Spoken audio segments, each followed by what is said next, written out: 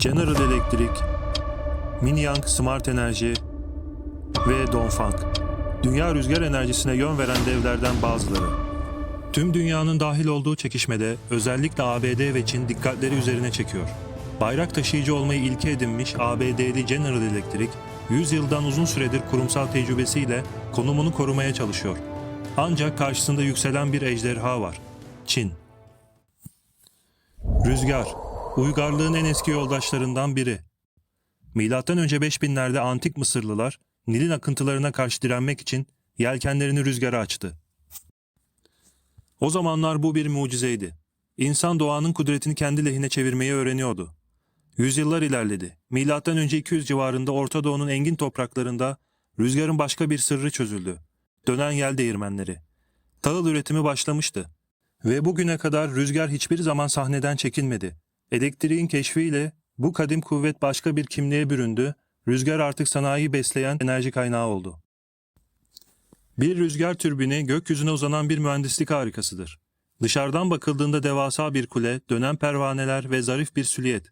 Ancak asıl sihir gözle görülmeyen iç mekanizmada gerçekleşir. Bu dev yapının kalbi nasel kaplamasının içinde atar. Jeneratör, dişli kutusu, fren ve şaft gibi kritik bileşenler rüzgarın ham gücünü elektriğe dönüştürürken hassas bir uyum içinde çalışır. Kanatların yakaladığı enerji rötor aracılığıyla bu karmaşık sistemin içine aktarılır ve rüzgar elektriğe dönüşür. Rüzgarı elektriğe dönüştürmek sadece devasa türbinleri dikmekten ibaret değil. Kara üniteleri için konuşacak olursak her şey titizlikle yürütülen bir süreçle başlar. Öncelikle türbinlerin gökyüzüne yükselmesine izin verecek yasal çerçevenin oluşturulması gerekir. Yerel yönetimlerden alınan onay projenin ilk kilit noktalarından biridir.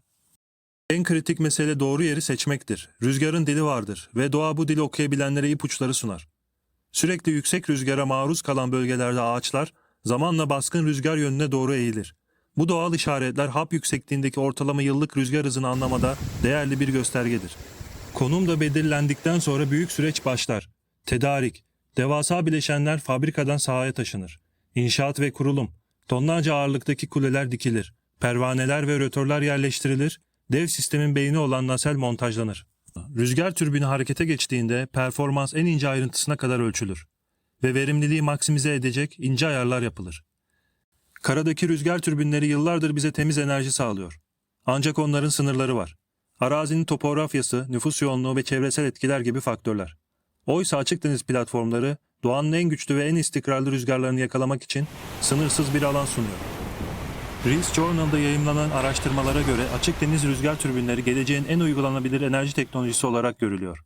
Bu türbinler denizlerdeki güçlü ve sürekli esen rüzgarlardan yararlanarak karadaki türbinlere kıyasla daha yüksek verimlilikle çalışıyor.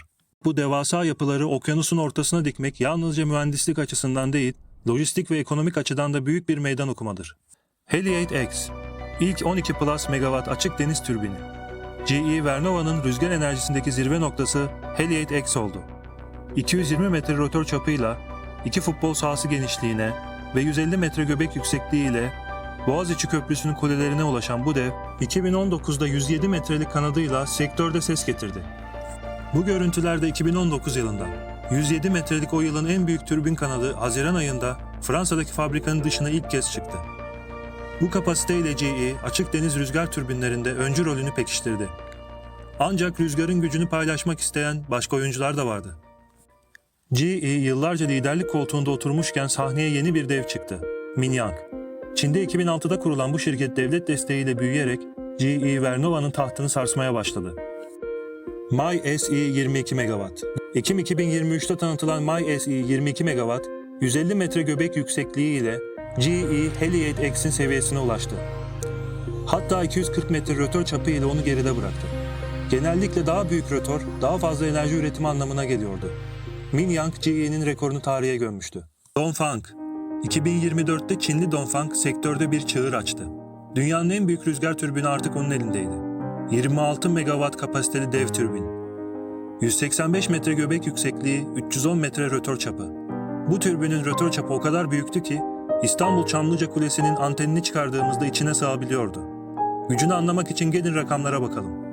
Yılda 100 gigawatt enerji üretimi, 55 bin eve güç sağlayabilme kapasitesi. Yani tek bir ünite İzmir, Çeşme ya da Antalya Kaş'ın yıllık elektrik ihtiyacını karşılayabiliyor. Sizce de inanılmaz değil mi? 220 kilometre tayfunlara dayanıklı yapı. Bu güçteki tayfunlar yıkıcıdır. Hatta büyük kapasitedeki gemileri dahi batırabilir. Çin'deki rüzgar savaşları burada bitmedi. Minyang, Dongfang'ın gölgesinde kalmamak için yeni bir teknolojiyle ortaya çıktı. Ocean X.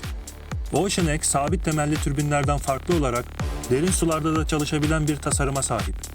Minyang Ocean X'in belki de en dikkat çekici özelliği V şeklindeki çift rotor yapısıdır. Toplam 16,6 megawatt kapasite, 219 metre yükseklik. Özgürlük heykelinin kaidesiyle birlikte 2 katından 34 metre daha yüksek. Çift rotor sayesinde 369 metre genişlik. Titanic'ten tam 100 metre daha büyük.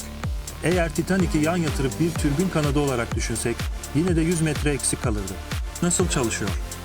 Limanda monte ediliyor ve çekilerek hedef bölgeye taşınıyor. Deniz tabanına çapa hatlarıyla sabitleniyor. Elektrik denizaltı kabloları aracılığıyla karaya taşınıyor. Peki rüzgarın efendisi kim olacak? GE Vernova deneyimi ve geçmişiyle güçlüydü. Ancak Çin'in yükselen devleri daha büyük ve yenilikçi türbinler üretmeyi başardı. Dongfang güç ve kapasiteyi zirveye taşıdı. Ancak Minyang Ocean X verimlilik ve maliyet avantajı ile oyunun kurallarını değiştirdi. Ve bugün Çin, ABD'nin yaklaşık 3 katı bir üretime sahiptir. Gelecek nasıl şekillenecek? Bugün rüzgar enerjisi yalnızca bir yenilenebilir kaynak değil, küresel enerji sahnesini değiştiren bir güç. 2023'te küresel rüzgar enerjisi kapasitesi 1047 gigawatt'a ulaşmıştı ve bu büyüme yıldan yıla katlanarak artıyor. 2050'de rüzgar enerjisi nerede olacak?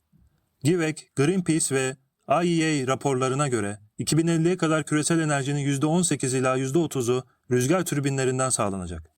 Bu da dünya genelinde 1675 gigawattlık devasa bir üretim kapasitesine tekabül ediyor. Dünya Ekonomik Forumu'na göre yenilenebilir enerji yalnızca elektriği değil, küresel güç dinamiklerini de değiştiriyor. Petrol zengin ülkeler yerine rüzgar teknolojisinde güçlü olan ülkeler yeni küresel ittifaklar kuruyor. Bu tabloda ise dünyadaki üretimin ülkeler bazındaki dağılımı görülüyor ve Türkiye de şu metriğin içinde yer alıyor. Rüzgar enerjisi artık yalnızca bir alternatif değil, ana güç kaynağı haline geliyor. Neden önemli? Çünkü dünya ısınıyor. İngiltere Meteoroloji Ofisi verilerine göre 1850'den 2024'e kadar dünyanın sıcaklığı 1,04 derece arttı. Önümüzde 2 tane yol var. Ya fosil yakıtlara bağımlı kalıp dünyamızı tüketmeye devam edeceğiz ya da yenilenebilir enerjiyle sürdürülebilir bir gelecek inşa edeceğiz. Herkese iyi günler. Rüzgar daima arkanızda olsun.